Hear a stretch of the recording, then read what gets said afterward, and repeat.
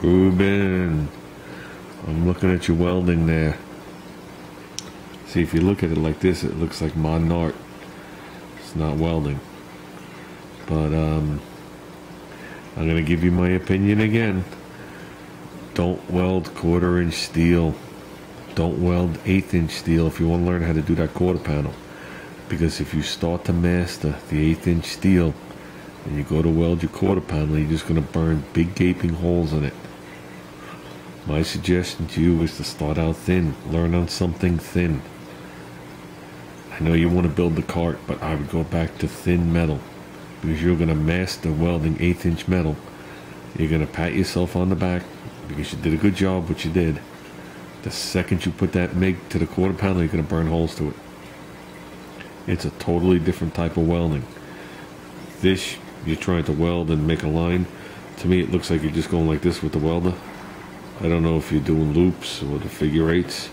It doesn't look like it. It looks like you're just laying a weld and going and going and going and going. And they look kind of high to me. Can't see the edges to see if it bit in. You know what I mean? But you are in the middle of a plate. Remember what I told you about the heat sink.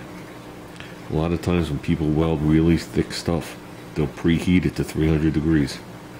So that's another thing to keep in mind, because the heat's always going to be dissipating out into this big plate.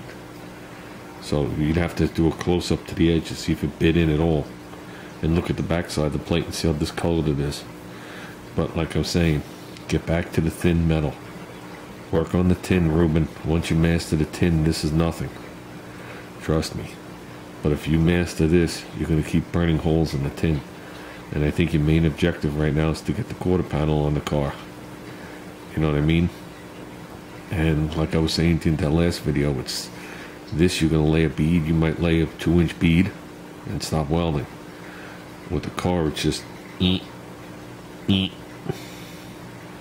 totally different thing. Once you master this here, you're going to still have a problem welding through your car. That's the only advice I can give you. I'm looking at this through away from the viewfinder, and like I said, I can't see if it bit in.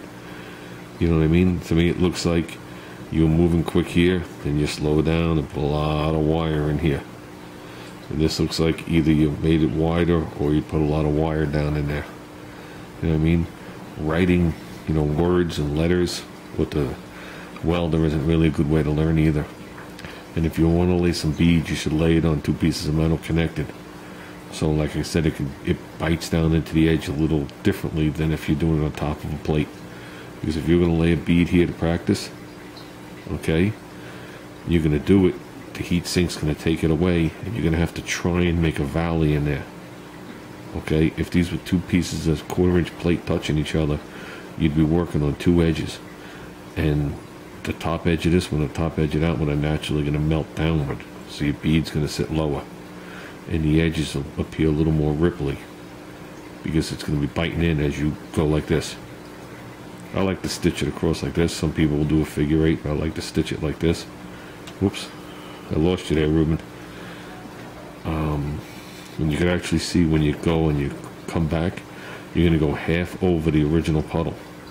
So if I just started here for argument's sake, and I came across, I'm going to go half onto the other weld, half onto the other weld, and as I come over here and you stop and change direction, it's going to bite down into the metal.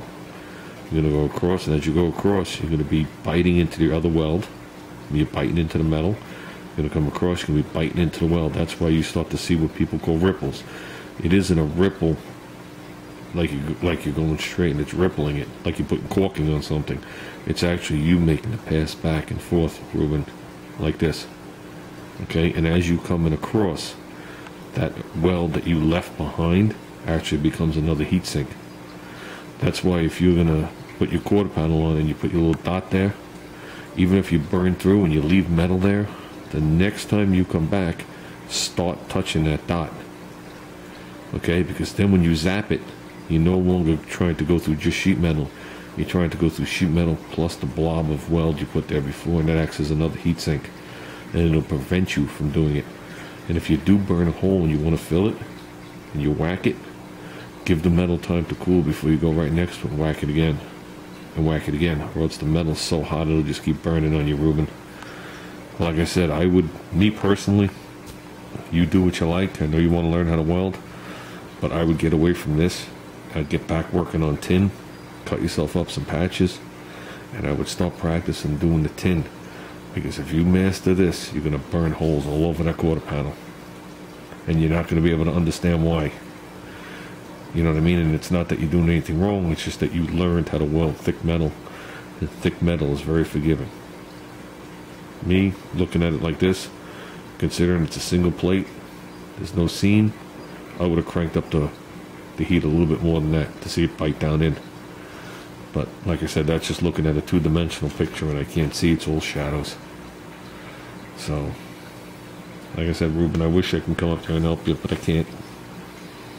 I can't, my hands are tied. So,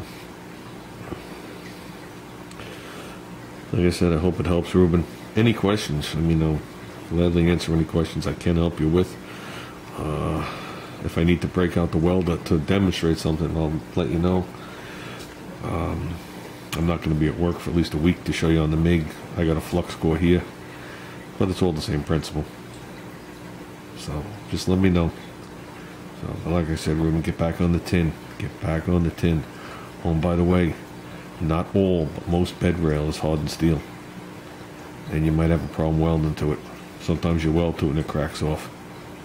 So, another thing you should be avoiding.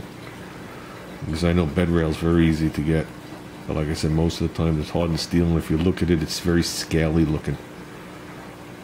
It's definitely a different type of metal. So, if you want to practice on angle line, just go to the Home Depot and get yourself a couple of pieces, small pieces, and you're going to find it welds totally different.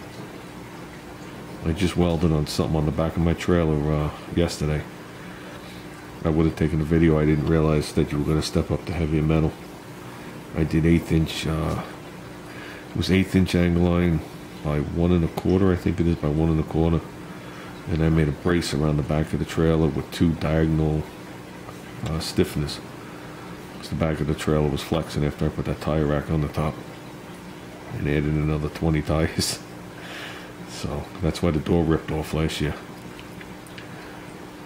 Like I said, Reuben, if you have any questions, just give me a holler. I'll break out the welder. I know you're going to be going away in a couple of days.